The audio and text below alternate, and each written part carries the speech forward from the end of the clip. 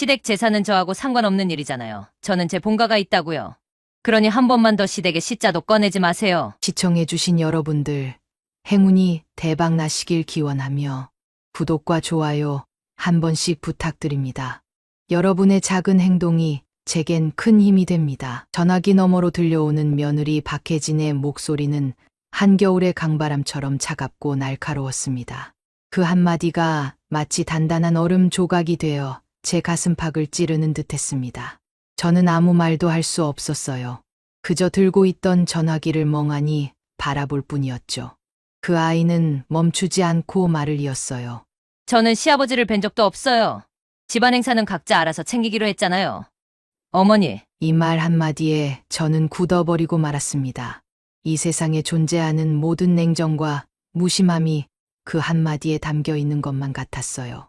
제 존재는 물론 평생을 바쳐 헌신한 남편의 자리가 한순간에 부정당하는 기분이었습니다. 하지만 저는 아직 이 지독한 충격의 서막이 지나지 않았다는 것을 그때는 알지 못했습니다. 안녕하세요. 저는 올해 65세가 된 김정숙이라고 합니다. 얼마 전까지 저는 외아들 하나 잘 키워 시집장가 보내고 평생을 바친 남편과의 시간을 회상하며 느긋하게 노년을 보낼 꿈을 꾸고 있었어요. 하지만 제 작은 소망은 산산조각 났습니다. 믿었던 자식에게 배신당하고 며느리에게는 남보다 못한 취급을 받으며 저는 제 인생의 마지막 장을 어떻게 넘겨야 할지 고민해야만 했죠. 이 이야기는 겉으로만 번지르르한 가족의 허울을 벗고 외로운 제 자신을 찾아가는 이야기입니다. 저와 비슷한 아픔을 겪고 계신 분들이 있다면 잠시 멈춰서서 제 이야기를 들어주세요. 이 이야기가 조금이라도 위로가 되었으면 좋겠습니다. 며느리의 말은 비수처럼 박혀 한동안 머릿속을 맴돌았습니다. 시댁 재산은 저하고 상관없는 일이잖아요. 그 말이 주는 충격과 모멸감은 쉬이 가시지 않았어요. 30년 넘게 시부모님 제사를 한 번도 거르지 않았던 제게 제사는 당연히 지켜야 할 가족의 의무이자 부모를 향한 사랑의 표현이었거든요. 그런데 그 아이는 제 가치관을 통째로 부정했습니다. 민수는 장인어른 제사에 갔지 않니? 아들에게 물어보니 돌아오는 대답은 더욱 저를 절망하게 했습니다. 그건 민수 씨가 자기가 우러나서 한 거고요. 전 강요한 적 없어요. 우러나서 그 단어가 주는 묘한 위화감은 저를 더욱 초라하게 만들었습니다. 제게는 우러나지 않았다는 뜻일까요? 며칠 후 아들 민수와 며느리 혜진은 저희 시댁 제사에 참석하지 않은 채 강원도에 있는 혜진이 친정아버지 묘에 다녀왔다는 문자를 보냈습니다. 거기에는 정성스럽게 차려진 제사상과 함께 행복한 표정으로 웃고 있는 아들 내외의 사진이 첨부되어 있었습니다. 그 순간 제 가슴 속에서 끓어오르는 감정은 단순히 서운함을 넘어선 것이었습니다. 그건 모멸감이었어요. 그날 이후로 제 마음은 갈 곳을 잃고 헤맸습니다. 며칠을 멍하니 앉아 창밖만 바라보았어요. 바람이 불 때마다 나뭇가지가 흔들리듯 제 마음도 그 아이의 차가운 말 한마디에 흔들리고 또 흔들렸습니다. 혜진이의 전화가 다시 걸려올 때까지 저는 그저 넋을 놓고 지냈습니다. 어머니, 다음 달에 저희 전세 계약 연장해야 하는데 보태주실 수 있으세요? 며느리의 뻔뻔한 목소리가 전화기 너머로 들려오자 저는 그제야 정신이 들었습니다. 이 아이는 정말 나를 아무것도 아닌 존재로 여기는구나. 제 가슴 속에 쌓였던 서운함, 외로움, 그리고 모멸감이 한꺼번에 터져 나왔습니다. 30년 넘게 해왔던 제사, 명절 음식, 그리고 남편을 위해 당연히 해왔던 일들이 모두 허무하게 느껴졌습니다. 며느리에게 받은 상처를 아들에게 말해도 돌아오는 대답은 항상 같았습니다. 엄마, 요즘은 다 그래. 너무 감정적으로 생각하지 마. 아들의 무심한 말은 며느리의 차가운 말보다 더 큰 상처로 다가왔습니다. 저는 결국 그날 밤 혼자 조용히 서랍을 열었습니다. 겹겹이 쌓인 옷가지 아래 낡고 오래된 봉투 하나가 보였어요. 봉투를 꺼내 조심스럽게 안의 내용물을 확인했습니다. 낡은 종이 한 장. 그 위에는 분명히 제 이름이 선명하게 적혀 있었어요. 김정숙. 그리고 그 아래에는 전세 보증금 전액이 제 계좌에서 나갔다는 기록이 찍혀 있었습니다. 혜진이는 아들 민수 명의로 되어 있다고 굳게 믿고 있었던 모양이었습니다. 그녀의 뻔뻔한 태도와 당당한 목소리가 이 종이 한 장 때문이었다는 사실에 저는 피식 웃음이 나왔습니다. 이 아이가 믿었던 모든 것이 사실은 제 손안에 있었다는 것을 알게 된 순간 제 마음속에 새로운 결심이 싹트기 시작했습니다. 더 이상 참고 희생하며 그들의 눈치를 보는 삶은 끝내야 한다는 것을요. 민수야, 너희 전세 계약 만기 언제니? 결국 저는 그날 밤 아들에게 전화를 걸어 조용히 물었습니다. 제 목소리는 떨리지 않았습니다. 오히려 그 어느 때보다 단단하고 차분했어요. 아들은 제 목소리에 이상함을 느꼈는지 조금 당황한 듯한 기색이었습니다. 엄마, 왜? 무슨 일 있어? 아들의 물음에 저는 그저 담담하게 답했습니다. 그냥 너희 말대로 각자 살려고. 어둠이 내린 거실에 혼자 앉아 전화를 끊고 나니 한동안 잊고 지냈던 옛 기억들이 마치 주마등처럼 스쳐 지나갔습니다. 민수가 혜진이와 결혼한다고 했을 때 저는 사실 안도감부터 느꼈습니다. 이제 제 아들 녀석도 어엿한 가정을 꾸리고 안정적인 삶을 살겠구나 싶었거든요. 혜진이를 처음 만난 날도 잊을 수 없습니다. 깔끔한 니트 차림에 자연스러운 웨이브 머리, 또랑또랑한 목소리로 안녕하세요. 이민수 씨, 여자친구 박혜진이라고 합니다. 라며 인사를 건네는데 참하고 얌전해 보여서 마음에 들었죠. 저도 모르게 환한 미소를 지으며 며느리감으로 괜찮겠다 생각했습니다. 그때까지만 해도 저는 몰랐어요. 겉으로 보이는 모습이 전부는 아니라는 것을요. 결혼 준비 과정에서부터 미묘한 균열이 시작되었습니다. 민수네 회사 근처에 전셋집을 얻기로 했는데 혜진이 쪽에서 보태줄 여유가 없다고 하더군요. 저희 집도 넉넉한 형편은 아니었지만 평생 모은 돈으로 아들 전세금 정도는 보태줄 수 있다고 생각했습니다. 아들 민수는 말도 못 꺼내고 눈치만 보는데 제 마음이 약해져 결국 제가 먼저 말을 꺼냈죠. 엄마가 해줄게. 시작은 편하게 해야지. 그 말을 듣자마자 혜진이의 얼굴에 안도의 미소가 번졌습니다. 어머니, 정말 감사합니다. 감사하다는 그 한마디가 너무나 당연한 것처럼 들려서 조금 씁쓸하긴 했지만 그래도 아들 내외가 행복하다면 그것으로 되었다고 생각했어요. 그렇게 결혼식이 끝나고 혜진이와 민수가 신혼집으로 들어가는 모습을 보면서 저는 행복한 눈물을 흘렸습니다. 제 아들이 정말 어엿한 한 가정을 이룬 것처럼 보였으니까요. 하지만 그 행복한 감정은 오래가지 못했습니다. 신혼집에 처음으로 방문한 날이 아직도 생생합니다. 손에 과일이며 밑반찬이며 바리바리 싸들고 현관문을 두드렸는데 문이 열리자마자 며느리가 이렇게 말하더군요. 아, 어머니, 저희가 오늘 약속이 있어서요. 잠깐만 앉으셨다가 가시면 좋을 것 같아요. 저는 애써 웃으며 너희 바쁠 텐데 괜찮다. 라고 말했지만 과일 봉투를 내려놓는 제 손은 힘없이 떨리고 있었습니다. 분명히 민수에게 미리 연락을 하고 왔는데 마치 불청객이라도 된 것처럼 저를 대하는 며느리의 태도에 속으로만 씁쓸해했죠. 저는 그때도 그저 요즘 애들은 다 그런가 보다 하며 제 마음을 다독였습니다. 그렇게 시작된 결혼 생활은 시간이 지날수록 제게 더 큰 외로움과 서운함을 안겨주었습니다. 전명절이 다가왔을 때 저는 전날부터 갈비를 양념하고 도라지를 무치고 전을 부치느라 허리가 휘는 줄도 몰랐습니다. 이튿날 아침 민수와 혜진이가 과일 한 상자를 들고 아침 9시쯤에 왔어요. 어머니, 새해 복 많이 받으세요. 라는 며느리의 말에 반가운 마음에 달려나갔죠. 하지만 그들이 앉아있던 시간은 1시간도 채 되지 않았습니다. 저희 이제 가봐야 해요. 엄마가 혼자 계셔서요. 처음엔 그 말을 듣고 며느리를 이해하려 노력했습니다. 외동딸이라 친정 엄마를 챙기고 싶겠지. 저도 언젠가 그 마음을 알아줄 날이 있겠지 싶었죠. 하지만 해가 바뀌고 또 명절이 찾아와도 똑같은 일이 반복되었습니다. 아침에 와서 앉았다가 커피 한 잔도 다 못 마시고 일어나 이번에도 가봐야 해요. 엄마가 혼자 계셔서. 빨리 가봐야 해요. 라고 말하는 며느리를 보며 제 마음속에 조금씩 균열이 생기기 시작했습니다. 나도 혼자인데, 나도 혼자라서 외로운데. 그때부터였습니다. 며느리 혜진이는 시댁 일에는 하나부터 열까지 빠지기 시작했죠. 김장하러 올 생각도 안 하고 시댁 친척 행사에는 연락도 없었습니다. 저는 아들의 체면을 생각해서 괜히 며느리에게 섭섭한 티를 내 고부 갈등을 만들지 않으려 입술을 꽉 깨물고 참았습니다.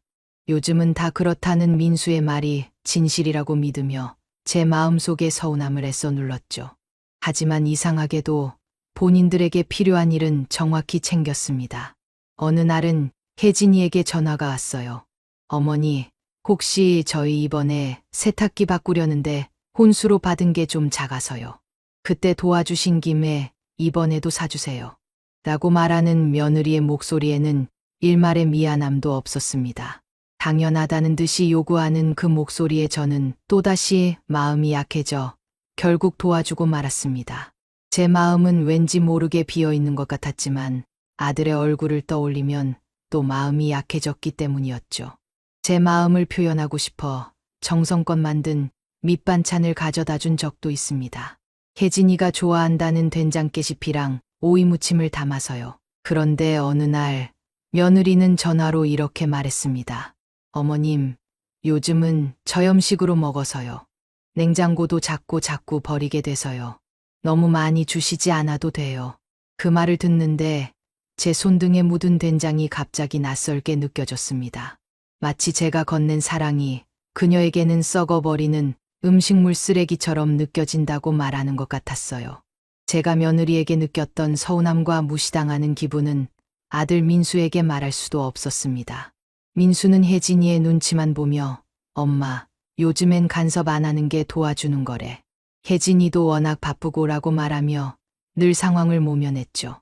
그럴 때마다 저는 제 아들마저 저를 이해하지 못한다는 생각에 더욱 깊은 외로움에 빠져들었습니다.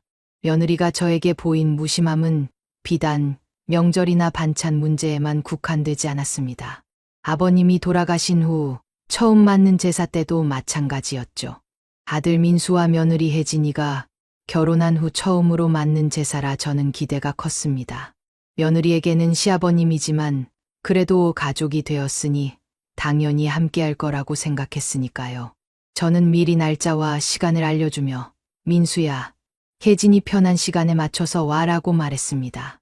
하지만 아들은 엄마, 스케줄 확인해보고 연락할게요라고 말한 뒤 며칠이 지나도록 아무런 소식이 없었습니다. 결국 전화가 온 것은 제사 전날 밤이었습니다.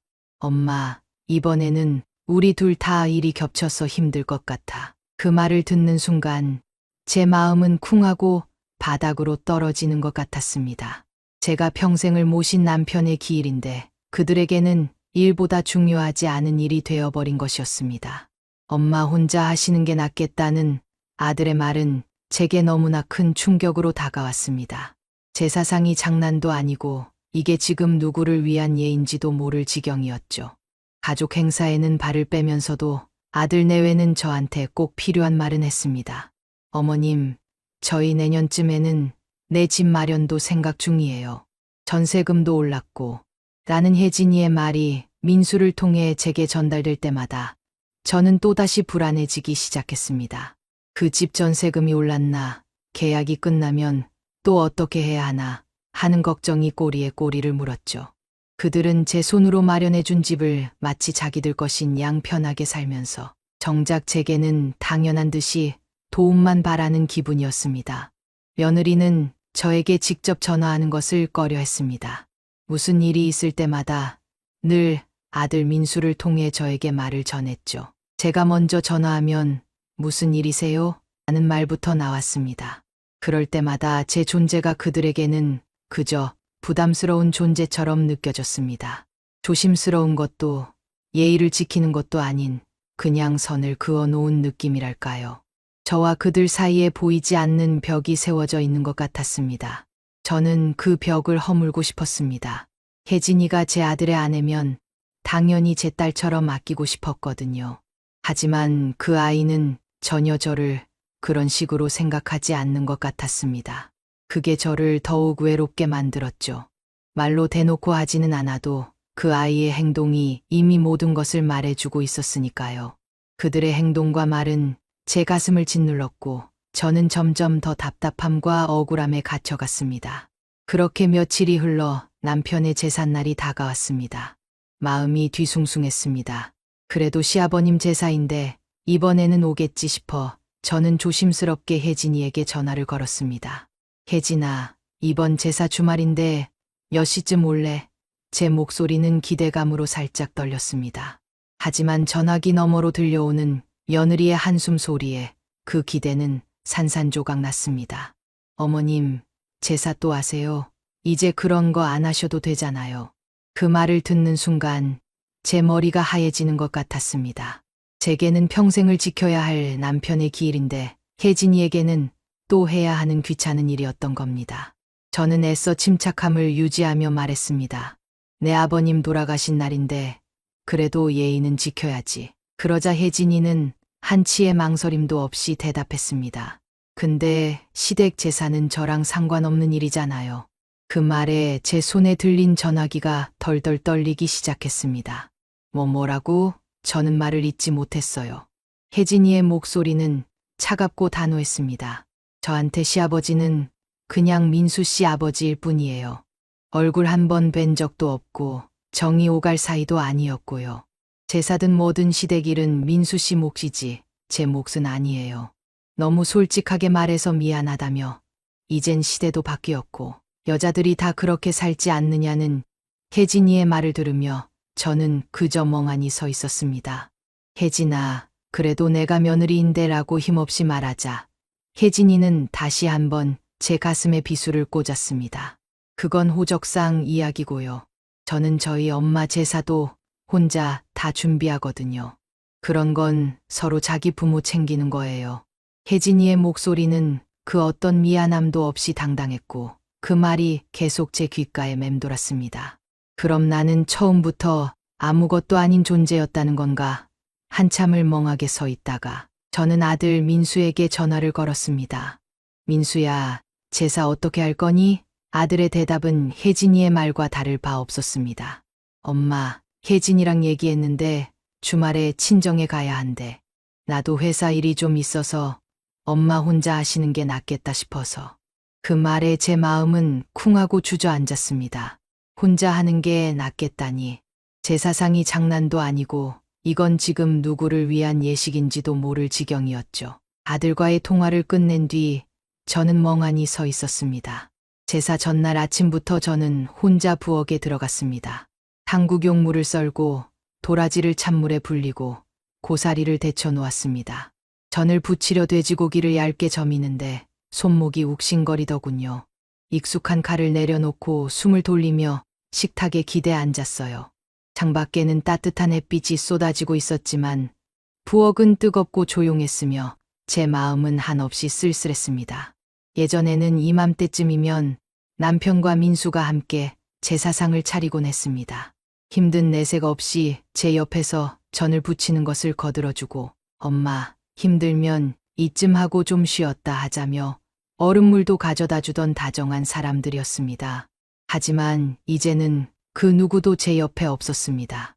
소리도 발걸음도 기다리는 사람도 없었죠. 그저 묵묵히 저 혼자 이 모든 일을 감당해야 한다는 사실이 저를 더욱 비참하게 만들었습니다. 전을 부치다가 손등에 기름이 튀었습니다.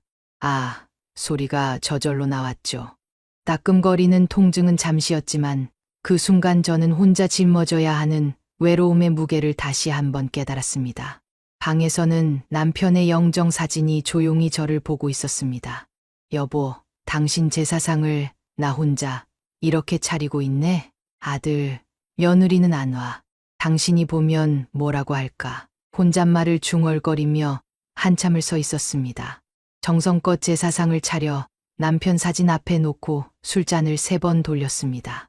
절을 2번 하고 고개를 들자 눈물이 바닥으로 뚝뚝 떨어졌어요. 그래, 앞으로도 그냥 나 혼자 하자. 누구에게 들으라고 한 것도 아닌데 그 말이 저절로 나왔습니다. 씻은 손을 수건에 닦으며 다시 생각했습니다. 나는 30년 넘게 시부모님 제사를 한 번도 빠진 적 없었는데, 그때는 내가 하고 싶어서 한 게 아니라 어른이니까 당연하다고 믿었는데, 이제는 당연한 거지 아무것도 없어져 버린 것 같았습니다. 밤에 누웠는데 손목이 욱신거리고 허리가 쑤셨어요. 등 돌리고 누웠는데 베개 위로 눈물이 주르륵 흘렀습니다. 전에는 섭섭했다면 지금은 말이 안 나왔어요. 말로도 감정으로도 표현할 수 없는 그저 허무함만이 저를 감쌌습니다. 이 집은 이제 나 혼자밖에 없는 집이구나. 가족이라고 믿었던 이들이 사실은 남이었다는 사실을 깨닫게 되자 제 마음속에는 아무것도 남지 않았습니다. 그날 이후 저는 그저 넋이 나간 사람처럼 지냈습니다. 밥을 먹는 것도 잠을 자는 것도 의미가 없게 느껴졌죠. 그러던 어느 날 며느리 혜진이가 가족 단체 채팅방에 사진을 하나 올렸습니다. 아빠 길 다녀오는 길이라며 강원도에 있는 절 사진과 함께 예쁘게 피어있는 꽃 사진이었습니다. 그 옆에는 환하게 웃고 있는 민수와 혜진이의 모습이 함께 있었죠. 사진 속에는 정성스럽게 차려진 상차림과 하얀 국화꽃이 빼곡했습니다. 민수 씨랑 같이 왔어요. 아빠가 좋아하시겠죠? 혜진이는 마치 자랑이라도 하듯 신이 나서 말을 이었어요. 어머님, 다음에 강원도 오시면 이 절 꼭 가보세요. 마음이 편안해져요. 그 순간 저는 아무 말도 할 수 없었습니다. 불과 며칠 전 시댁 제사는 저랑 상관없는 일이에요 라고 단호하게 말하던 아이가 자기 아버지 제사에는 남편까지 데리고 1박 2일 다녀오고 절까지 들러 사진을 올리고 있었다니 제 머릿속은 혼란스러웠습니다.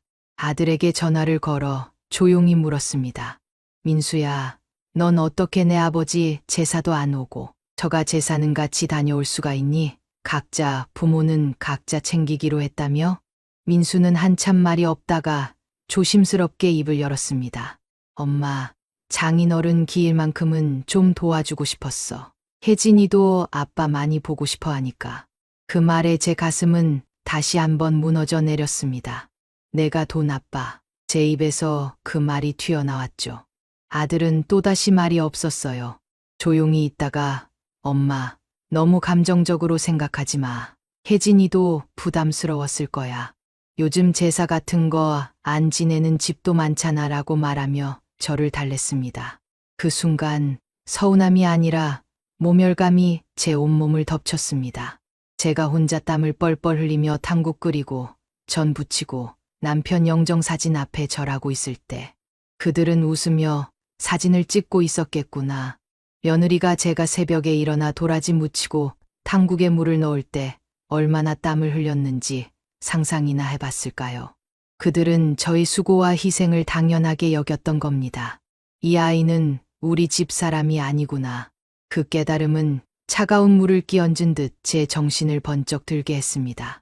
우리 집 일에는 귀찮은 표정부터 짓고 자기 일에는 천리도 마다하지 않는 아이. 저는 그동안 가족이니까라는 말로 너무 오래 착각하고 있었나 봅니다. 며칠을 잠 못 이루며 생각했습니다.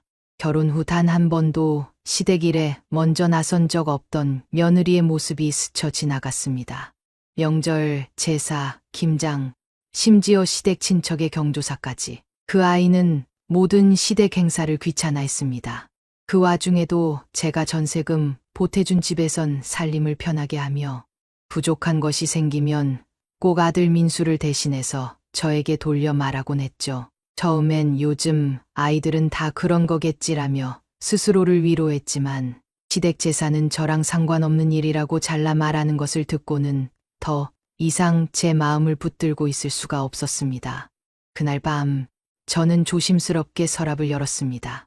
겹겹이 접힌 옷가지들을 헤치자 1년 전 전세 계약 당시 중개사에게 받은 서류가 나왔습니다.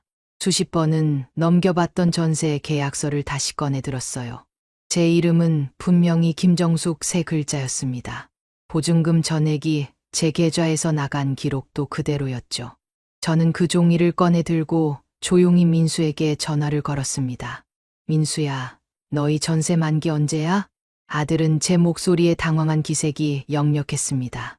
올해 말인데 왜 갑자기 무슨 일 있어, 엄마? 아들의 물음에 저는 숨을 고르고 담담하게 말했습니다. 그 집 빼려고, 계약 연장 안 하려고 해. 전화기 너머로 잠시 침묵이 흘렀습니다. 정적이 흐른 뒤 아들은 믿을 수 없다는 듯 말했습니다.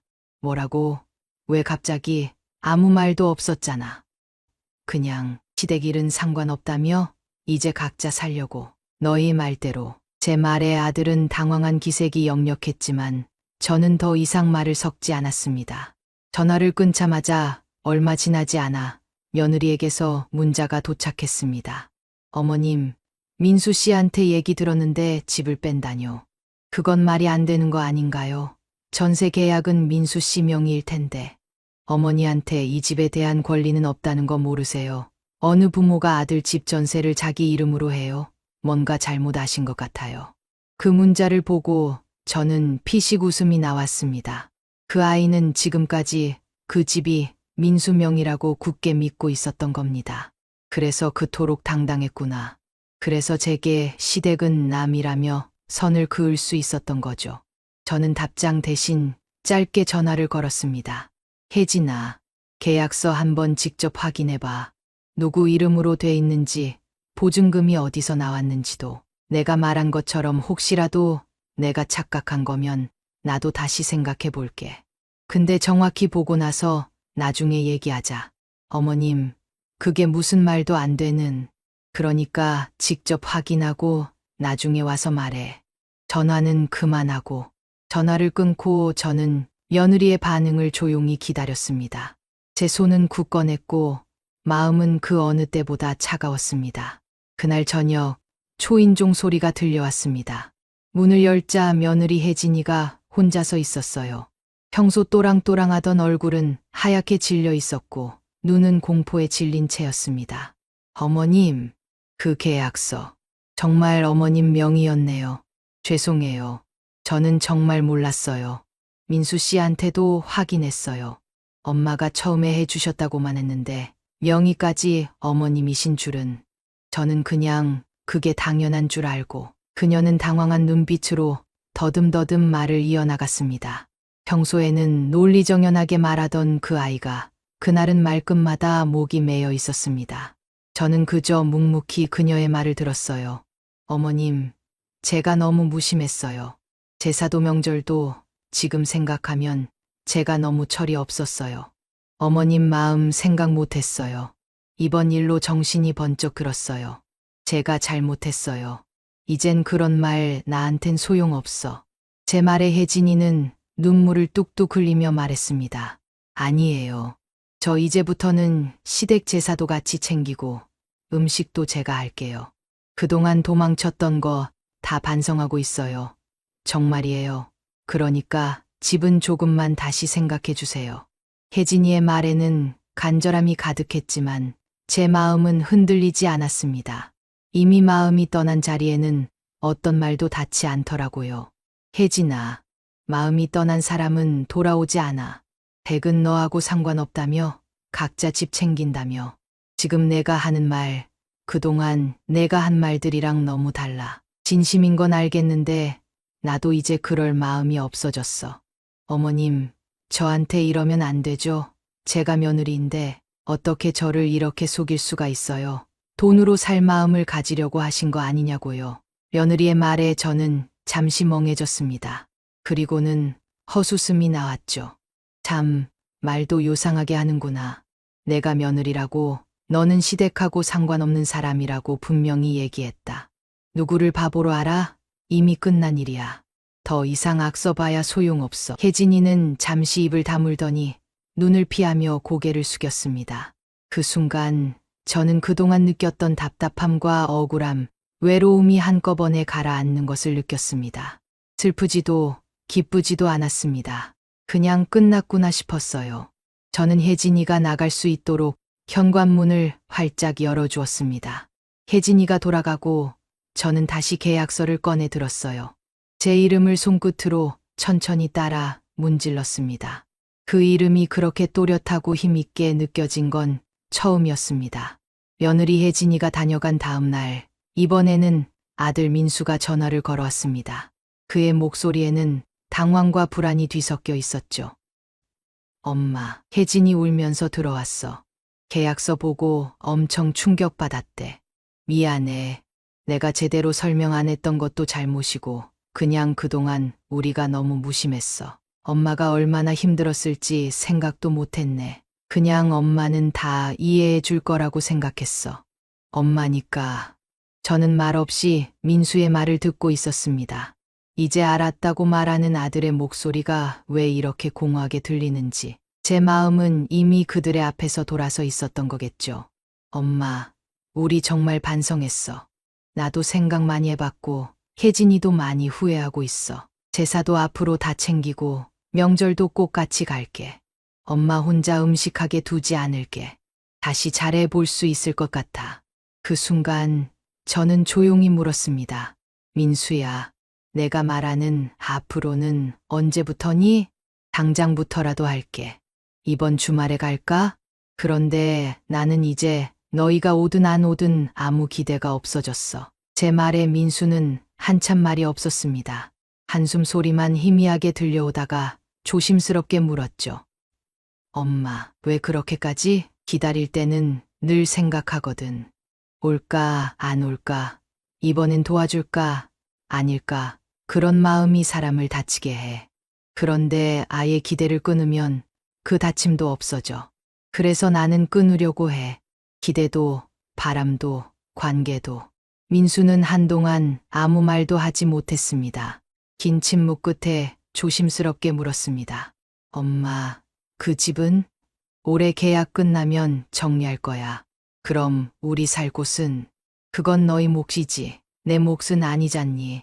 전화를 끊고 창밖을 보니 해가 지고 있었어요. 텅 빈 거실에 앉아 있는데도 마음은 편안했습니다.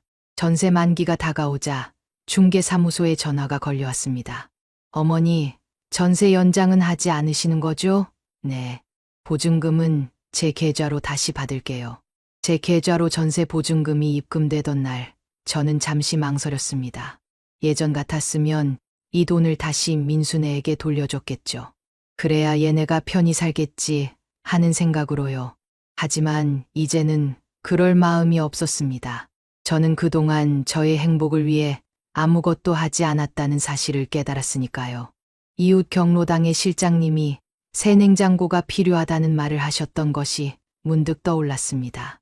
김치가 자주 상해서 버리는 일이 잦다고 안타까워하셨죠. 그 말이 생각나자 저는 전세금의 일부를 경로당에 바로 기부했습니다. 실장님은 놀라서 어쩔 줄 몰라 하셨지만 저는 그냥 제가 하고 싶어서요 라고 말했습니다. 그리고 남은 돈 중 일부는 온전히 저 자신을 위해 쓰기로 했어요. 평생 한 번도 가보지 못한 호텔 숙박을 예약했습니다. 강남에 있는 조용하고 창문이 크며 조식이 맛있다는 곳이었어요.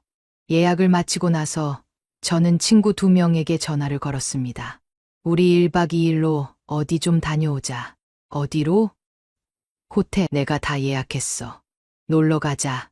호캉스라는 거 한번 해보자. 처음으로 제가 주도해서 떠나는 여행이었습니다. 짐을 챙기는데 괜히 설레더군요. 젊었을 때 입고 싶었지만 감히 입어보지 못했던 화사한 옷들을 몇 번이나 꺼냈다. 넣었다 하면서 거울도 자꾸 보게 되었죠. 호텔 로비에 도착했을 땐 친구들도 저처럼 긴장한 눈빛이었어요. 정수가, 우리 이런 데 와도 되는 거야? 왜 안 돼? 우리도 평생 고생했는데 하루쯤은 왕비처럼 살아봐야지. 방에 들어가자마자 세 여자는 동시에 탄성을 질렀습니다. 푹신한 침대, 커다란 욕조, 그리고 벽 가득한 창문 너머로 펼쳐진 도심의 불빛들. 그날 밤 저희는 룸서비스를 시켜 치킨을 먹으며 남편 욕, 자식들 이야기, 그리고 젊었을 때 이루지 못했던 꿈 이야기를 나누었습니다. 정수가, 너 정말 변했다. 이제는 나한테 잘할 거야. 누가? 나 자신이.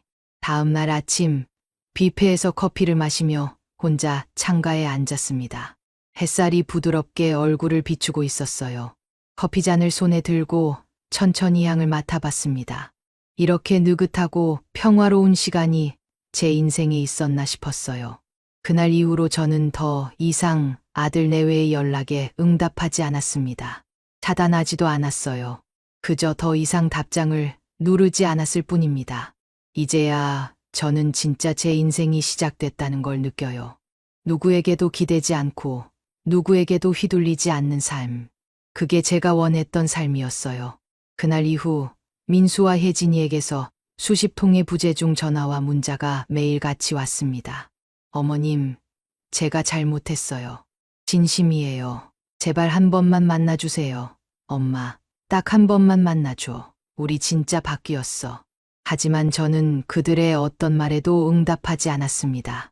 저는 그 어떤 것도 잊지 않았으니까요. 며느리가 시댁 재산은 저랑 상관없는 일이라고 말하던 그 차가운 목소리, 아들이 엄마 혼자 하시는 게 낫겠다며 무심하게 내뱉던 말들을요. 그 사람들의 말은 그 사람들의 선택이었어요. 그리고 저는 그들의 선택을 그대로 들어주었을 뿐입니다. 제 마음을 돌아보니 저는 그들에게 너무나 많은 기대를 하고 살았다는 것을 깨달았습니다. 명절에는 당연히 와서 함께 음식 만들고, 제사에는 당연히 함께 절하고, 제가 힘들 때면 당연히 곁에 있어줄 거라고 믿었죠. 하지만 그건 저 혼자만의 바람이었습니다. 그들은 저의 마음을 읽으려 노력한 적이 없었고, 저의 희생을 당연하게 여겼습니다. 엄마니까라는 단 한마디로 저의 모든 것을 덮으려 했죠. 그들은 저의 엄마라는 존재가 자신들의 필요에 따라 존재한다고 생각했던 겁니다. 이제 더는 그들의 생각에 갇혀 살고 싶지 않았습니다. 저는 공원 벤치에 앉아 따뜻한 커피를 마시며 이제야 제 인생의 진짜 시작을 맞이했다는 것을 느꼈습니다. 더 이상 남을 위해 살지 않는 삶, 누구에게도 기대지 않고 누구에게도 휘둘리지 않는 삶. 그게 제가 평생을 찾아 헤매던 평화였습니다. 얼마 후 민수가 다시 전화를 걸어왔습니다.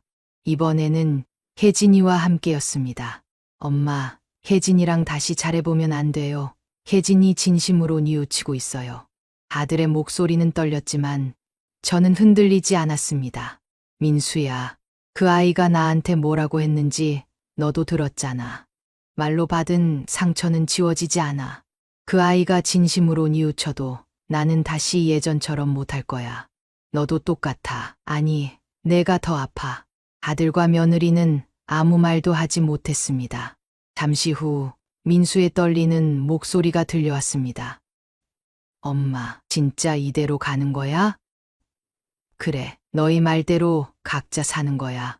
저는 그들의 삶을 존중하겠다고 말했던 혜진이의 말을 그대로 돌려준 것뿐입니다. 그날 이후로 그들은 더 이상 저에게 연락하지 않았습니다. 저는 그들의 연락을 기다리지 않았습니다. 기다림에 지쳐 아파했던 날들은 이제 과거의 그림자일 뿐이었죠. 전세 만기가 다가오고 저는 중개사무소에 전화를 걸어 계약 연장을 하지 않겠다고 했습니다.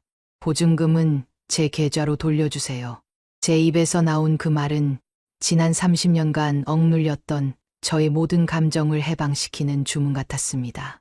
보증금이 통장으로 들어오던 날, 저는 잠시 망설였지만 더 이상 그 돈을 아들 내외에게 돌려줄 마음이 없었습니다. 저의 삶을 위한 투자가 필요하다고 느꼈기 때문이죠. 저에게 남은 돈은 이제 제 삶을 풍요롭게 할 자원이었습니다. 저는 경로당에 기부를 한 후 평생 가보지 못했던 좋은 호텔에 가서 친구들과 함께 즐거운 시간을 보냈습니다. 룸서비스를 시켜 치킨을 먹으며 밤늦도록 이야기하고 아침에는 맛있는 조식을 즐겼습니다.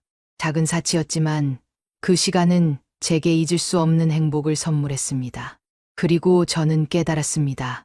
가족의 울타리 안에서 며느리의 사랑을 갈구하고 아들의 인정을 바라던 초라했던 제 모습이 얼마나 안쓰러웠는지. 이제 저는 누구의 며느리도 누구의 어머니도 아닌 온전한 김정숙으로 살아가려 합니다.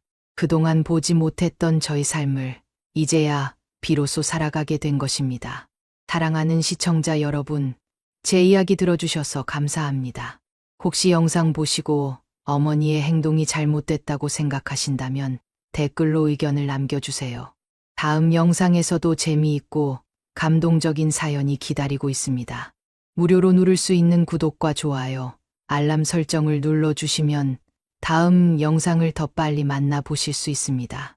어머니, 냉장고 좀 열지 마세요. 그날의 한마디가 평생을 헌신해온 내 마음을 무너뜨렸습니다. 며느리의 말 한마디에 조용히 냉장고 문을 닫아야 했던 어머니. 하지만 그날 이후 그녀는 더 이상 착한 시어머니로 남지 않기로 결심합니다. 이건 평범한 한 가정의 이야기지만 누구나 공감할 수밖에 없는 진짜 가족 이야기입니다. 이야기를 시작하기 전 구독과 좋아요, 알림 설정 부탁드립니다. 이런 현실적인 이야기가 필요하신 분들께 더 많은 위로와 공감을 전할 수 있을 거예요. 안녕하세요.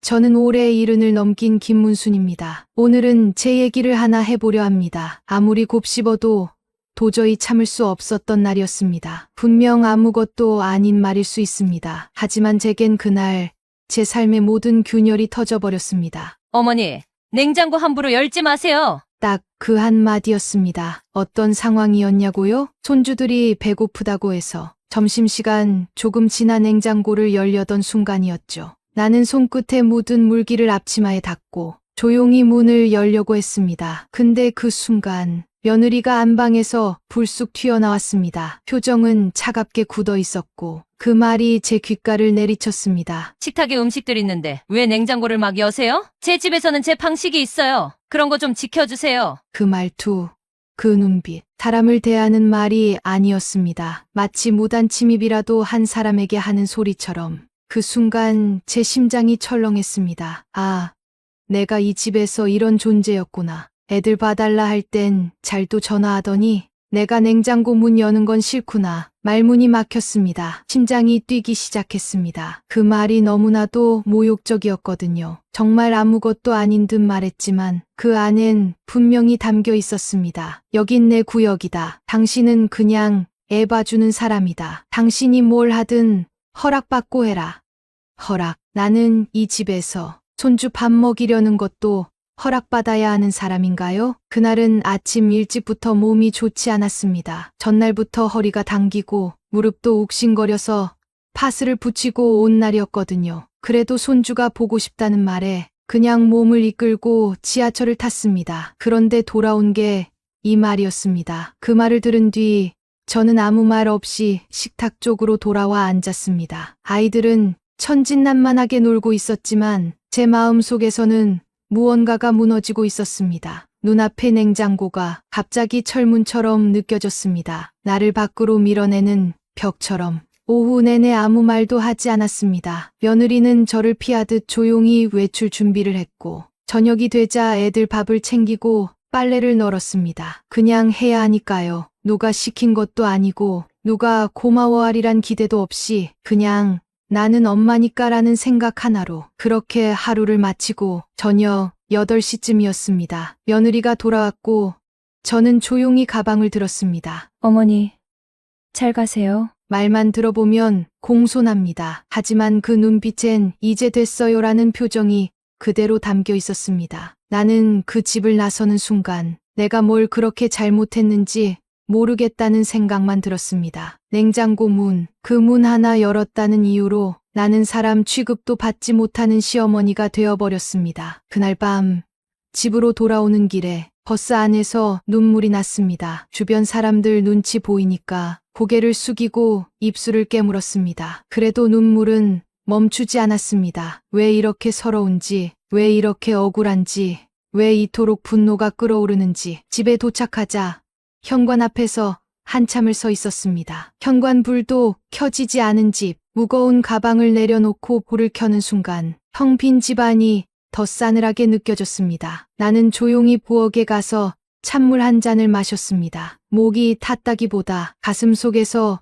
불이 올라오는 것 같아서였습니다. 화가 났습니다. 서러움이 지나가자 몸을 진동시키는 분노가 올라왔습니다. 그동안 내가 얼마나 조심했는지, 그동안 얼마나 참아왔는지 그 애가 알아? 며느리는 내가 밥을 하다가 식탁 옆에 넘어진 적도 몰라. 무릎을 붙잡고 울면서도 다음날 손주 생일이라 떡국 끓이러 갔던 나를 모를 거다. 아무 말도 하지 않았던 내가 바보였던 건가? 늘 좋게 말하면 통할 거라 믿었던 내가 어리석었던 건가? 내가 그렇게 쉬운 사람으로 보였던 걸까? 그날 이후 나는 더 이상 먼저 연락하지 않았습니다. 전화가 와도 받지 않았고, 손주 얼굴이 보고 싶어도 참고 또 참았습니다. 며느리는 당황했겠죠. 전처럼 애 봐주세요라는 말도 못하고 카톡을 보내다 말았겠죠. 하지만 이제는 내가 연락받고 움직여주는 사람이 아니란 걸 그들도 알아야 했습니다. 며칠 뒤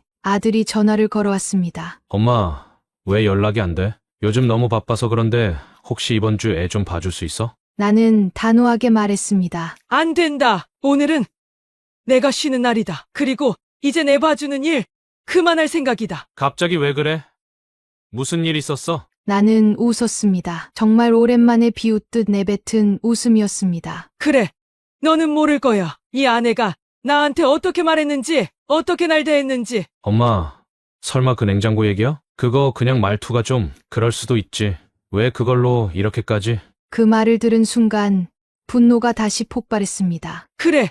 냉장고 그 문 하나 때문에 내가 어떤 수모를 겪었는지 너는 모르지. 나는 내 아들 키우느라 허리 휘었고 이 아내 편하라고 뭐든 맞춰줬고 내가 아무 말도 안 한 건 착해서가 아니라 참은 거다. 그런데 그 문 하나 때문에 난 함부로 냉장고 여는 사람이 되었어. 그걸로 끝이야. 나는 이제 더는 안 참아. 전화기 건너 아들은 아무 말도 하지 않았습니다. 그 침묵 속에서 나는 다시 한번 다짐했습니다. 나는 이제 착한 시어머니 그만할 거다. 너희가 내 손길을 필요로 하지 않게 되기를 바란다. 진심으로. 그리고 전화를 끊었습니다. 그 후로 조용한 시간이 이어졌습니다. 집안은 늘 정돈되어 있었고 그동안 아이 돌보며 하지 못했던 운동도 시작했습니다. TV를 보다가 혼잣말을 했습니다. 아, 이렇게 내 시간을 쓰는 거였구나. 며느리에게서 연락이 오지 않자 처음엔 손주 얼굴이 떠올라 마음이 흔들렸습니다. 하지만 그럴 때마다 어머니,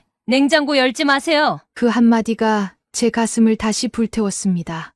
분노는 사람을 먹어치우는 감정이지만 때론 사람을 일으키기도 합니다. 나는 분노 덕분에 내 시간을 되찾았고 내 목소리를 되찾았고 내 인생을 다시 내 손에 올려놓을 수 있었습니다. 그리고 그건 누구도 함부로 열지 못할 내 마음속 냉장고 문을 스스로 닫은 날부터였습니다. 며느리의 말 한마디로 나는 냉장고도 못 여는 시어머니가 되었고 그 말이 내 안에 쌓였던 수많은 감정을 정리해주는 마지막 퍼즐이 되었어요. 그래서 나는 결심했다. 두고 보자. 이대로 끝내지 않겠다. 사람은 말로 바뀌지 않는다. 변화는 행동으로 보여야 한다. 나는 내 인생 전체를 통틀어 처음으로 분노를 중심으로 선택을 하기 시작했다. 며칠 뒤 아들에게 전화가 왔다. 목소리는 밝았다. 참 뻔뻔하게도. 엄마, 이번에 그 집 들어가면 되겠다. 아버지가 생전에 말씀하셨잖아요. 우리 결혼하면 그 집 주신다고. 요즘 전세도 올랐고 이 기회에 우리도 독립 좀 하려고. 나는 가만히 듣고 있다가 물었다. 그 집이 내 거라고 생각하니?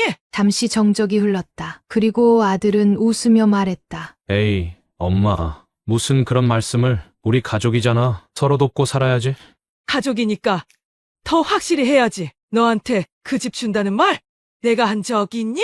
아들은 말이 없었다. 나는 말을 이었다. 그 집은 내 아버지 유언이 있던 집이다. 아버지가 뭐라고 했는지 알아?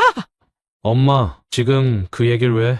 나는 천천히 말을 꺼냈다. 아들이 효도하면 그 집을 주고 그렇지 않으면 당신이 팔아서 좋은 데 쓰라. 그게 아버지 유언이었다. 그래서 말인데 그 집 이미 팔았다. 뭐라고? 팔아서 기부했다. 노인복지, 미혼모, 결식아동 사람들한테 꼭 필요한 데 쓰기로 했다. 그 말을 하며 나는 내 인생 처음으로 내 입으로 내 선택을 정당화했다. 전화기 너머 아들의 목소리가 높아졌다. 엄마 미쳤어? 그걸 왜 팔아? 우린 그 집 들어가기로 계획 다 짰는데. 내 계획엔 내가 포함됐지. 나는 없더라. 그러니까 너한테 그 집은 없는 거야. 엄마, 이건 진짜 아니잖아. 그건 내 권리야. 아버지가 주신다고 했잖아. 나는 조용히 웃었다. 권리? 내가 뭘 했는데 그게 내 권리야? 엄마가 내 부모잖아. 부모가 자식한테 뭘 바래? 그 말을 듣는 순간 나는 심장이 확 조여왔다. 그래, 바로 그거다. 자식이라는 이유로 모든 걸 당연하게 생각하는 그 태도. 나는 떨리는 목소리로 대답했다. 맞아. 부모니까 너한테 아무 말 안 하고 밤새 애들 봐줬고 명절이면 부엌일 도 맡았고 네 아내한테 함부로 말도 못했지. 그래도 이젠 아니다. 난 너한테 아무것도 안 남긴다. 그게 내 마지막 결정이다. 며칠 뒤 아들은 집으로 찾아왔다. 눈에는 분노와 당황이 뒤섞여 있었다. 진짜 그 집 한 거야? 계약서 보여줘. 엄마, 이건 법적으로 따져볼 거야? 나는 조용히 서랍에서 서류를 꺼냈다. 이게 부동산 매매 계약서고 이건 기부단체와의 정식 기부 증서다. 등기부 등본도 바뀌었고 내 이름은 어디에도 없다. 아들은 주먹을 꽉 쥐더니 말했다. 좋아. 이건 명백한 배신이야. 소송할 거야. 그리고 그는 정말로 소송을 걸었다. 전세금 반환이라는 명목으로 굳겼다. 정작 전세 계약은커녕 살던 기간조차 없었는데 자신의 몫이라는 걸 찾기 위해 법에 호소한 것이다. 법원은 내 손을 들어주었다. 명의도 내 이름, 권한도 나에게 있었고 그 집은 엄연히 내 소유였다. 판결문을 들고 돌아오는 길, 나는 하늘을 올려다보며 중얼거렸다. 여보, 나 당신 말대로 했어. 절대 후회하지 않아. 다음 날 문 앞에 아들과 며느리가 다시 찾아왔다. 그러나 이번엔 손에 아무것도 들지 않은 빈손이었다. 나는 문을 열지 않았다. 인터폰으로 말했다. 이제 와서 뭘 바라니? 며느리는 눈물을 흘리며 말했다. 어머니, 우리 정말 갈 데가 없어요. 친정에서도 거절당했어요. 제발 애들이라도 생각해 주세요. 그 말에 심장이 조여왔습니다. 하지만 입은 쉽게 열리지 않았습니다. 아이들, 내 손주들, 아무 죄도 없는 그 아이들 얼굴이 떠올랐습니다. 그래서 며칠 뒤 나는 조용히 서울 외곽의 작은 아파트 하나를 계약했습니다. 햇살이 잘 드는 곳, 초등학교 가까운 곳, 부엌은 작아도 따뜻한 곳, 그리고 그 집 문을 열며 아들에게 단호히 말했습니다. 이 집은 너희가 사는 곳이지. 너희 그것이 아니다. 매달 월세 140만 원. 제 날짜에 안 들어오면 바로 퇴거다. 그날 이후 나는 다시는 공짜 가족이 되지 않았습니다. 집을 내어주고 나서 한동안 그들에겐 아무 연락이 없었습니다. 월세는 꼬박꼬박 들어왔습니다. 단 한 푼도 빠짐없이. 웃긴 게 뭔 줄 아세요? 내가 그 집에 월세를 내라고 말하자 며느리는 처음엔 당황했고 아들은 화가 났습니다. 아니, 엄마, 우리가 무슨 남입니까? 나는 담담히 말했죠. 맞아. 너희는 남이 아니다. 그래서 더 확실히 정리해야 한다. 나는 이제 너희 어머니이기 전에 한 명의 사람이다. 그 말을 끝으로 더는 불필요한 통화는 없었습니다. 그런데 어느 날 문 앞에 작은 편지 한 통이 놓여 있었습니다. 직접 쓴 손글씨, 그 익숙한 글씨는 며느리의 것이었습니다. 어머니께 한 번만 기회를 주세요. 편지를 열어보았습니다. 어머니, 그날 이후 너무 많은 걸 생각했습니다. 그날 냉장고 문 얘기, 사실 저도 계속 떠올랐습니다. 처음에는 저도 억울했습니다. 내 집이고 내 방식이 있었으니까요. 하지만 어머니가 무슨 마음으로 그 문을 열었는지, 왜 그 말이 그렇게 상처가 되었는지 이제는 조금 알 것 같습니다. 어머니, 저 정말 잘하고 싶어요. 이제는 누가 먼저라는 말도 안 하겠습니다. 그냥 진심으로 다가가 보고 싶어요. 편지를 다 읽고 나서도 나는 한동안 움직이지 못했습니다. 아직도 그날의 차가운 말투가 귓가에 남아 있었지만 그 글자들 사이에서 조금씩 따뜻한 숨결이 느껴졌습니다. 며칠 뒤 며느리가 직접 전화를 했습니다. 어머니, 이번 주 토요일에 식사 한 끼 대접드려도 될까요? 나는 조용히 대답했습니다. 어디서? 저희 집에서요. 순간 고민이 됐습니다. 그 집은 내가 마련한 집이었지만 이젠 그들의 생활터전이기도 했습니다. 그래서 나는 조건을 걸었습니다. 좋아. 하지만 단 한 번이라도 내게 다시 예전처럼 본다면 다시는 안 본다. 그 말에 그녀는 바로 말했습니다. 절대 그러지 않겠습니다. 토요일, 나는 간단한 선물 하나를 들고 그 집에 들어섰습니다. 집은 깔끔했습니다. 아이들은 나를 보고 달려왔고 며느리는 앞치마를 두른 채 부엌에서 반찬을 정리하고 있었습니다. 어머니, 된장찌개는 어머니 좋아하시는 걸로 했어요. 고추 조금 넣었고 두부는 오늘 아침에 산 거예요. 그 목소리는 조심스러웠지만 가식은 없었습니다. 식사 시간 내내 며느리는 내 앞에 물을 챙기고 밥그릇 위치를 몇 번이나 정리했습니다. 나는 일부러 무뚝뚝하게 말했습니다. 기재야, 사람 대접받는 것 같구나. 그 말에 그녀는 눈을 깜빡이며 말했다. 예전엔 몰랐어요. 정말 제가 어머니한테 너무 무례했어요. 나는 숟가락을 내려놓고 조용히 말했습니다. 그 말 이제 와서 듣는 게 참 서럽고 참 고맙다. 그 순간 며느리는 울기 시작했습니다. 어깨를 들썩이며 말했습니다. 죄송합니다. 그동안 정말 감사한 줄도 모르고 살았어요. 나는 천천히 손을 내밀어 그녀의 손등 위에 올렸습니다.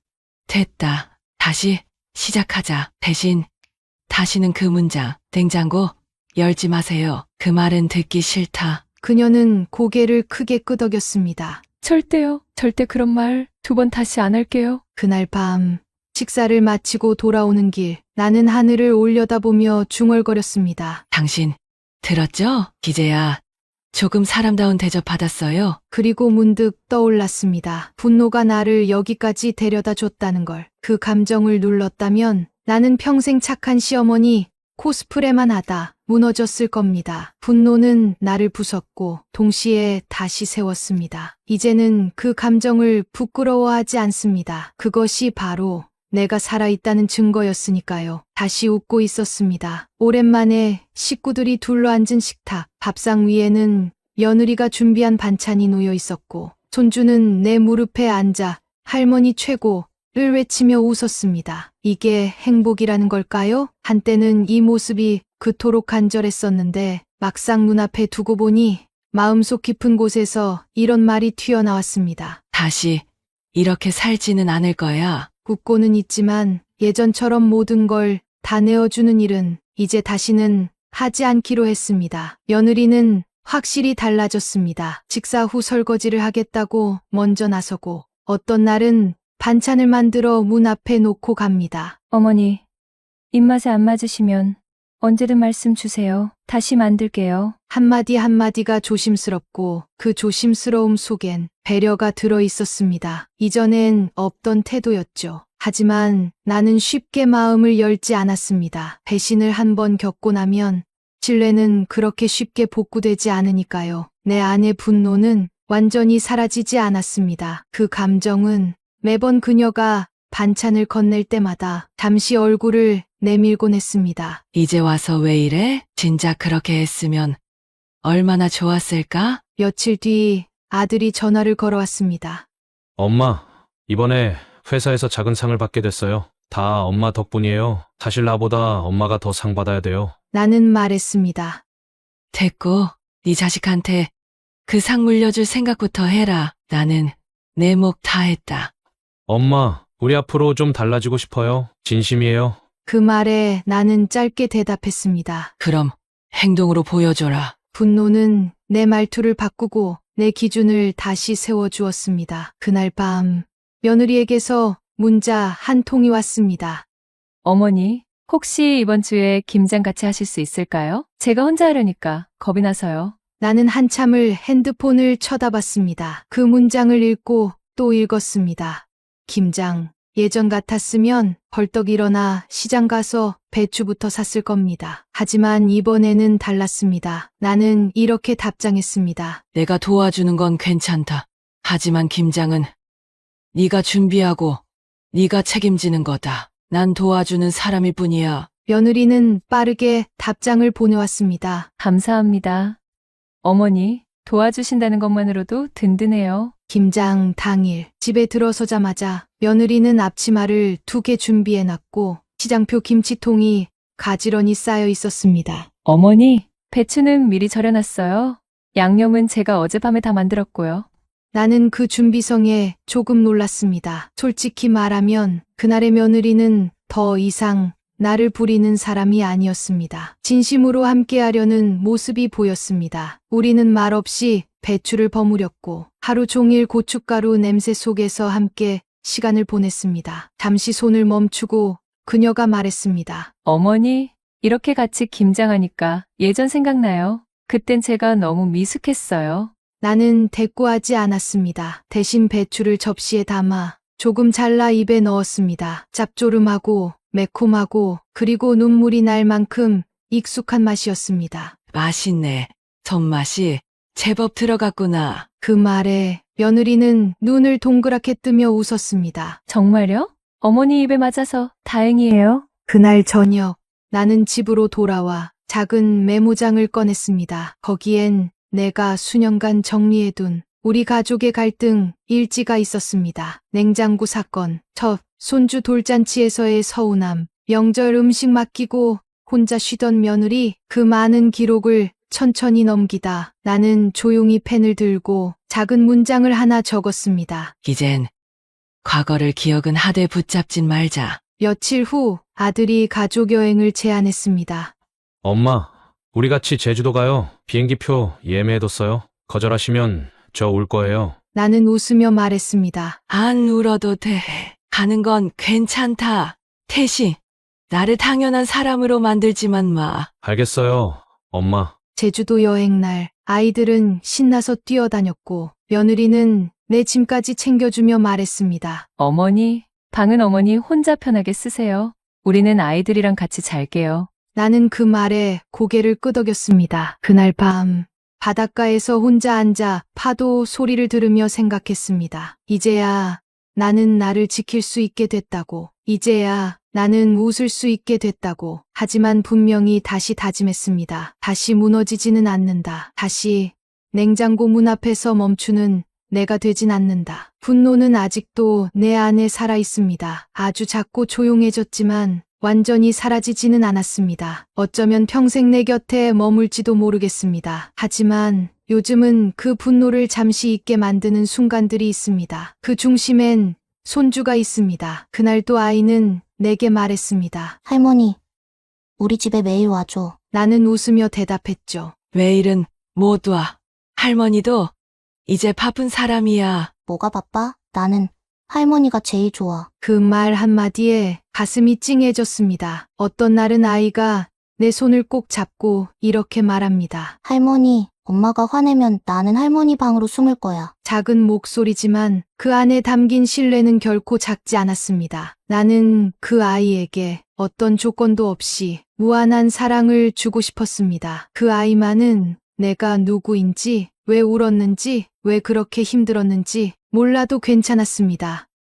그저 내가 웃는 얼굴로 옆에 있어주면 그걸로 충분했기 때문입니다. 어느 날 며느리가 조심스레 말을 꺼냈습니다. 어머니, 이번 주 유치원 발표회가 있어요. 혹시 시간 괜찮으시면 와주실 수 있을까요? 예전 같았으면 부탁이 아닌 당연한 호출이었겠죠. 하지만 지금은 달랐습니다. 그녀는 조심스럽게 내 시간을 묻고 있었고 나는 내 여유를 살펴본 뒤 고개를 끄덕였습니다. 그래, 아이.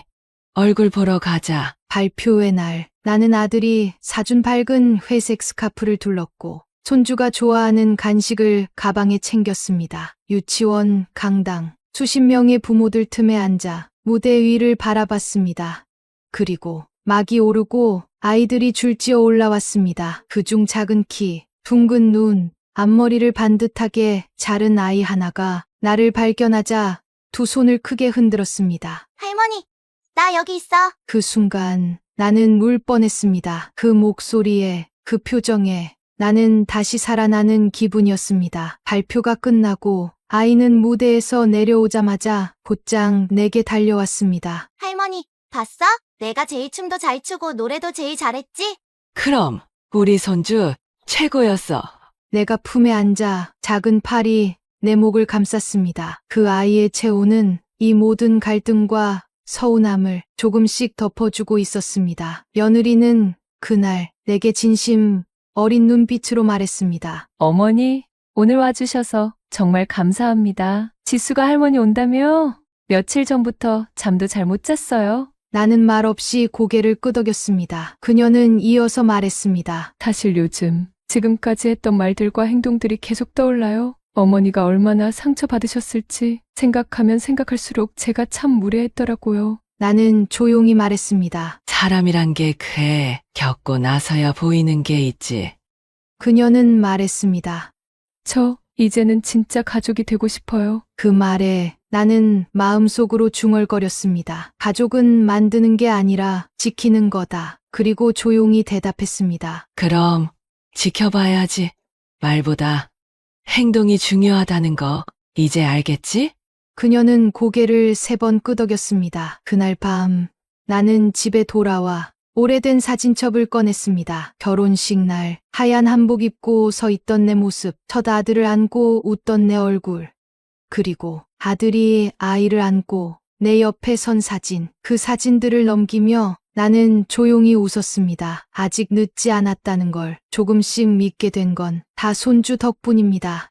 그리고 한때 내 마음을 태웠던 분노조차 이제는 나를 여기까지 데려온 힘이었다는 걸 부정하지 않습니다. 이제 나는 다시 웃습니다. 하지만 다시는 예전처럼 다 내어주진 않습니다. 내가 지켜야 할 건 이젠 내 감정, 내 시간, 내 마음입니다. 요즘 내 하루는 조용합니다. 아침이면 커튼 사이로 햇살이 들어오고 정수기 물 끓는 소리와 함께 전기포트에 찬물을 올립니다. 창밖으로는 아이들이 등교하는 모습이 보이고 나는 혼자만의 리듬으로 아침을 맞이합니다. 무엇보다 좋은 건 이 평온함이 누군가를 위해 희생하지 않아도 유지된다는 것입니다. 나는 이제 누군가의 필요에 따라 움직이는 사람이 아닙니다. 내 삶의 중심은 다른 누구도 아닌 나입니다. 아들과 며느리는 이제 나를 쉽게 부르지 않습니다. 가끔 필요한 일이 있을 때 조심스럽게 전화를 걸어옵니다. 어머니, 혹시 이번 주말에 시간 괜찮으세요? 아이들이 어머니를 너무 보고 싶어 해서요. 예전 같았으면 이번 주에 봐주세요. 내일 아침 좀 와주세요였겠죠. 하지만 이제는 먼저 내 스케줄을 묻습니다. 당연하지 않습니다. 그게 가장 큰 변화입니다. 그리고 그 변화의 뿌리는 내가 분노로 지켜낸 경계 덕분입니다. 지난달 며느리가 작은 제안을 했습니다. 어머니, 이번 추석에는 저희 집으로 와주세요. 어머니, 혼자 준비하지 마시고 저희가 차례상 다 차려볼게요. 순간 가슴이 덜컥 내려앉았습니다. 또 명절인가 그 무게감에 옛 상처들이 떠올랐습니다. 명절이면 부엌에서 하루 종일 서 있다. 밤에 허리도 못 펴고 잤던 기억. 며느리는 소파에 앉아 아이들과 놀고 나는 조용히 끓는 전골을 뒤적이던 시간들. 나는 단호하게 말했습니다. 이번엔 너희가 준비하는 거다. 나는 손 하나 까딱 안 한다. 그게 아니라면 안 간다. 며느리는 망설임 없이 말했습니다. 약속드릴게요. 어머니는 이번엔 손님으로 오세요. 추석 당일 내가 도착하자 거실엔 커다란 접이식 테이블이 펼쳐져 있었고 음식들은 가지런히 담겨 있었습니다. 며느리는 앞치마에 손을 닦으며 말했습니다. 어머니, 잡채는 오늘 제가 2번이나 다시 볶았어요. 어머니한테 맛없단 말 듣기 싫어서요. 나는 조용히 젓가락을 들어 잡채 한 젓가락을 집어 입에 넣었습니다. 달지 않고 심심하지 않고 간도 절묘했습니다. 잘했네. 그 한마디에 며느리의 얼굴이 환해졌습니다. 그 순간 나는 스스로를 느꼈습니다. 이 집에서 나는 더 이상 일꾼이 아니라 존중받는 어른이 되어 있었다는 걸. 식사가 끝나고 아들은 설거지를 하면서 말했습니다. 엄마, 내가 이제서야 깨달았어요.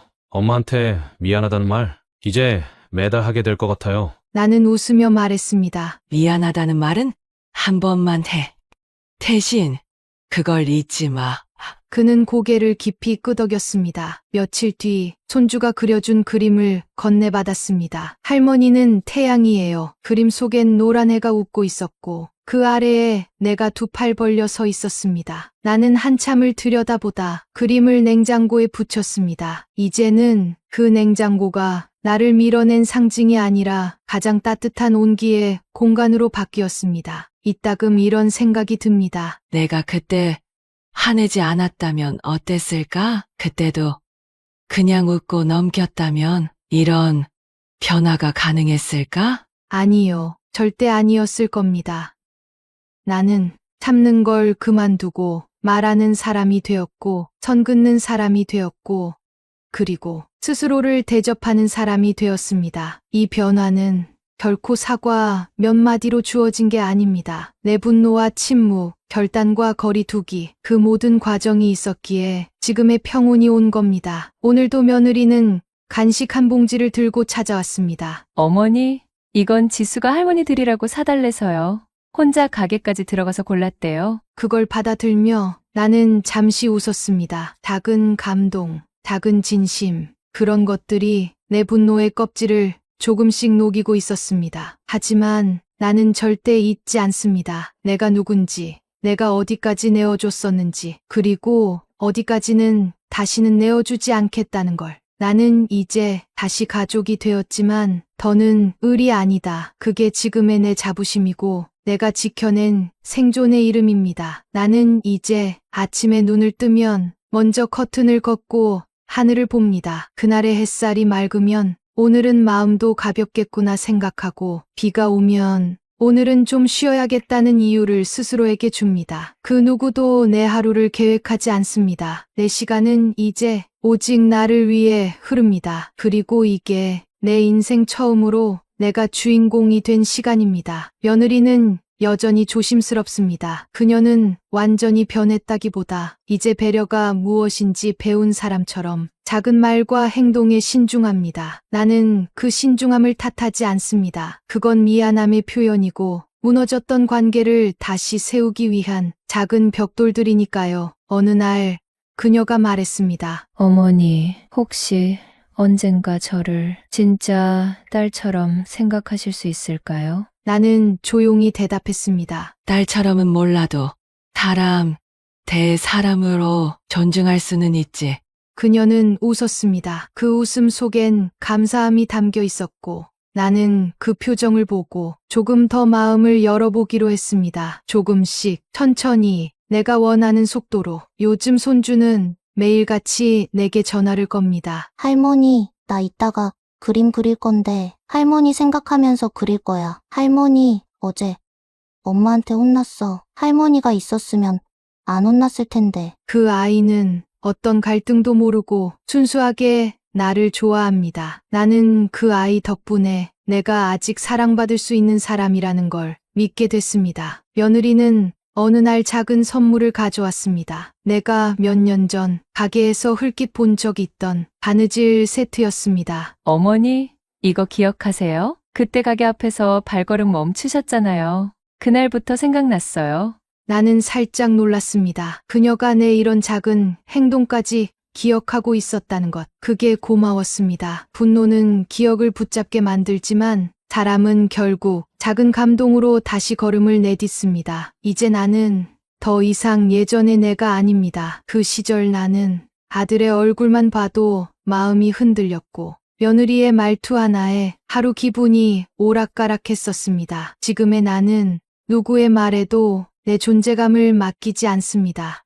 오늘 나는 나에게 편지를 써보기로 했습니다. 문순아, 넌 정말 수고했다. 남편 떠난 뒤에도 혼자 아이 키우고 며느리 눈치 보며 살아내고 모든 걸 참고 기다리며 결국엔 내 목소리를 되찾았잖니? 누구도 너한테 박수 쳐주지 않았지만 너는 매일같이 박수 받을 일을 해왔어. 이제 남은 생은 다른 누구의 평가도 없이 내가 내게 괜찮다고 말해주는 날들이 되기를. 그 모든 분노와 서운함은 이제 너를 세운 기둥이야. 무너지지 않았던 이유는 내가 끝까지 너를 포기하지 않았기 때문이야. 이제 나는 이 집 안에서 당당하게 걷고 이름을 부르면 뒤돌아보는 사람이 되었고 누구도 함부로 대하지 못하는 어른이 되었습니다. 그리고 그 모든 변화의 시작은 그날의 냉장고 문, 그 문을 닫고 돌아서며 나는 스스로에게 말했습니다. 더 이상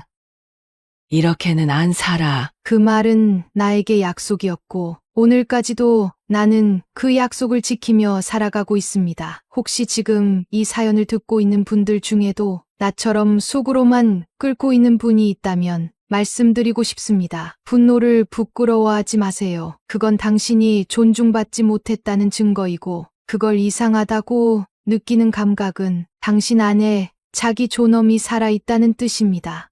다만 그 분노를 언젠가는 나를 지키는 힘으로 바꾸시기를 바랍니다.